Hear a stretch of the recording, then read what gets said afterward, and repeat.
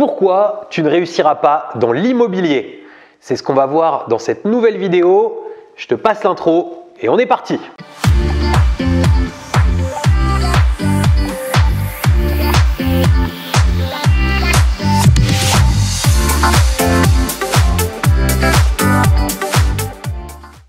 Je vais t'inviter à t'abonner à cette chaîne, rejoindre des milliers d'investisseurs qui l'ont déjà fait. Pour ça, tu as juste besoin de cliquer sur le bouton qui est apparu dans la vidéo ou bien juste en dessous de la vidéo.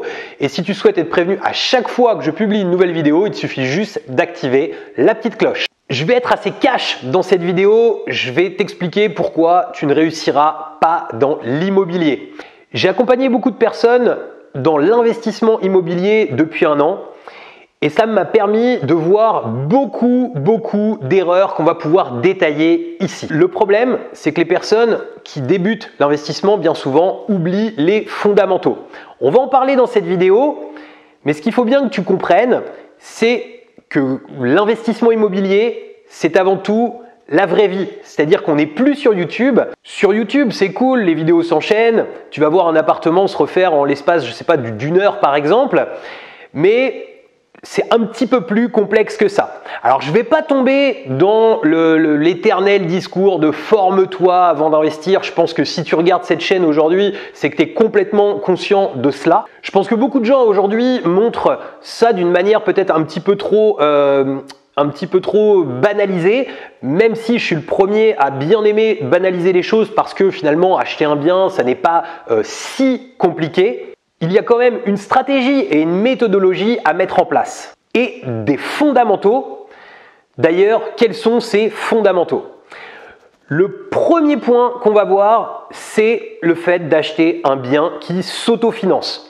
Alors, je me répète là-dessus, mais c'est quelque chose de vraiment important. C'est tout simple, mais des fois, quand on a le coup de cœur, eh bien, on va pas forcément réaliser un investissement qui s'autofinance, c'est-à-dire qu'on s'est fixé un budget au départ, on ne le respecte pas, et finalement, on se retrouve à dire, bon, finalement, c'est plus que 20 € ou c'est plus que 30 € par mois, c'est pas grand-chose.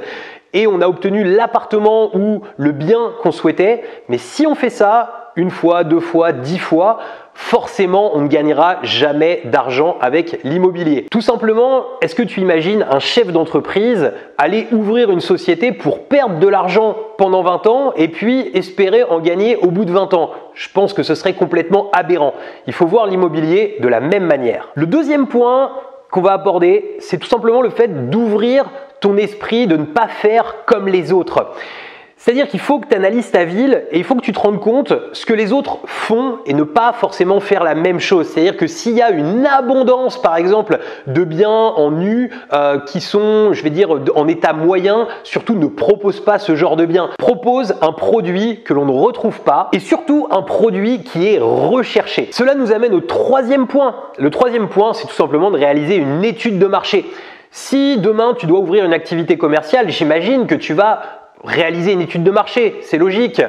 Eh bien, pour l'immobilier, c'est exactement la même chose. Fausse annonce sur le bon coin, questionnement des agents immobiliers qui ont l'habitude de travailler ce secteur, il faut vraiment pas les oublier, c'est-à-dire que quand tu visites, il faut qu'il y ait un vrai intérêt de visiter avec eux, c'est-à-dire de leur poser la question qu'est-ce qui vous manque dans votre parc locatif, qu'est-ce qui a du mal à se louer dans votre parc locatif, et tu verras qu'ils seront très à même de te donner des informations très intéressantes. Il y a plein d'autres points, plein d'autres choses qui peuvent être réalisées pour une étude de marché, il y a déjà plein de vidéos qui traitent de ce sujet, donc je ne vais pas aller plus loin là-dessus dans cette vidéo, mais n'oublie pas ce troisième point qui est vraiment très important, que ça va te permettre à la fois toi de te rassurer. Je reçois beaucoup trop souvent des messages de gens qui viennent de signer un compromis et qui sont encore en stress total. Ça veut dire que l'étude de marché en amont n'a pas été suffisamment bien réalisée pour pouvoir les rassurer. Et également, ça va permettre de pouvoir rassurer la banque parce que si tu as réalisé une bonne étude de marché, tu pourras la présenter à la banque et la banque, eh bien, n'a pas l'habitude forcément de voir des gens qui investissent et qui réalisent des études de marché,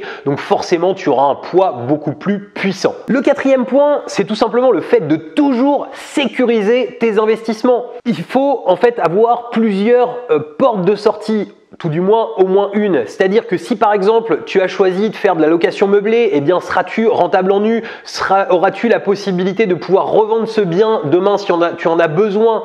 Si tu fais de la location courte durée, pourras-tu le louer de manière rentable si demain tu fais de la location meublée? C'est vraiment ça le fait de sécuriser, c'est encore une manière toi de pouvoir te rassurer et également pour ton dossier bancaire un vrai plus. Le cinquième point, c'est le fait de toujours conserver ta trésorerie. C'est-à-dire que si par exemple, je sais pas, tu as 10 000 euros cash disponibles tout de suite, quand tu vas aller voir le banquier, il va vouloir te les faire mettre dans ton projet. Mais je te conseille vraiment ou d'en mettre une partie infime ou de ne pas en mettre du tout. Pourquoi? Parce que si tu mets ces 10 000 euros aujourd'hui, eh bien, tu mettras très longtemps à les retrouver. J'en ai déjà parlé dans plusieurs vidéos. Mais c'est quelque chose de vraiment très important parce que sinon, si tu souhaites enchaîner, aujourd'hui tu vas mettre 10 000 euros, tu vas faire plaisir au banquier, mais le coup d'après, quand tu vas retourner le voir, si tu n'as plus ces 10 000 euros sur ton compte bancaire de disponible, il va te dire monsieur, vous n'avez pas d'épargne pour investir et tu vas te bloquer. Si tu as un vrai excédent de trésorerie, c'est pas idiot de le mettre dans un projet, même si je trouve que l'investir sur des placements boursiers peut être peut-être plus intéressant, mais ça c'est vraiment une stratégie personnelle et le fait d'aller financer du mobilier, d'aller financer une partie des travaux, d'aller mettre de l'apport n'est pas idiot, mais à condition de toujours garder une trésorerie raisonnable, c'est-à-dire en gros minimum 6 mois, dans l'idéal 1 an de location, de loyer que tu vas toucher. Il y a bien sûr d'autres paramètres à prendre en compte, mais ces 5 fondamentaux vont pouvoir te permettre de réaliser des opérations qui seront rentables à la fois sur le court terme et sur le long terme. N'hésite pas à me mettre dans les commentaires si tu as des questions par rapport à cette vidéo. Je vais t'inviter à mettre un pouce bleu et à partager cette vidéo si tu l'as aimée, à mettre un pouce rouge si tu l'as détesté. Et n'oublie pas de télécharger dans l'écran de fin ton bonus, les 5 piliers de la location courte durée. Je te dis à très bientôt pour de nouvelles vidéos. Ciao!